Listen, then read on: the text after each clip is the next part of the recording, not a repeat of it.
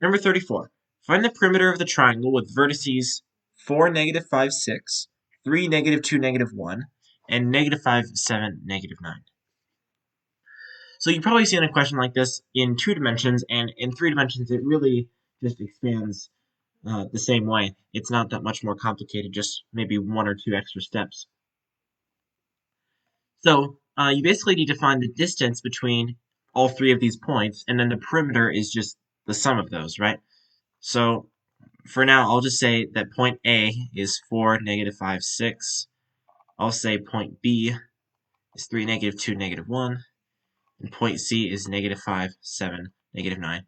And you don't really have to do this. I'm just doing this to be able to have a little bit more clarity in demonstration, but during the test, you probably wouldn't actually do this. So from A to B, so you probably used to the distance formula of something like this. Distance equals the square root of delta x squared plus delta y squared. Well, in 3 dimensions, you have an extra dimension, right? And so you just add another delta z squared onto the end. And yes, it is still a square root. It's not a cubed root. So our new distance formula is just d equals the square root of delta x squared plus delta y squared plus delta z squared. And if you're unfamiliar, this delta just means the change in. So delta x squared is just the change in x squared. Yes, okay. So from A to B, we know we're gonna have this square root. So what's our change in x from A to B? So 4 to 3, that's 1, squared is 1. From negative 5 to negative 2, that's 3, squared is 9.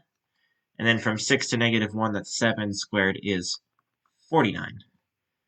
All right, then from A to C, right, from A to C, 4 to negative 5, that's 9, squared is 81. And then delta y, negative 5 to 7 is 12, squared is 144.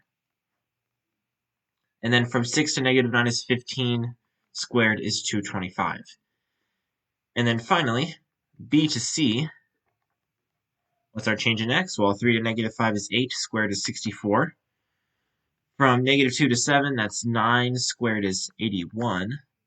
And then from negative 1 to negative 9, that's 8, squared is 64. So now we just have to take all of these, evaluate them, and add them all together to find our perimeter. So to do that, 1 second while this loads. So we'll have the square root of, well, there's a lot of numbers here. So 1 plus 9 plus 49 plus the square root of 81 plus 144 plus 225 plus the square root of 64 plus 81 plus 64. And after I do all this, hope you didn't make a subtraction error.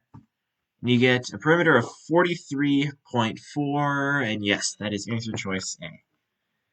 Alright, so if you have any questions from other tests, make sure to leave a comment, and I'll make a video with a solution. With that said, if you enjoyed the video, leave a like and subscribe, and I'll see you next time.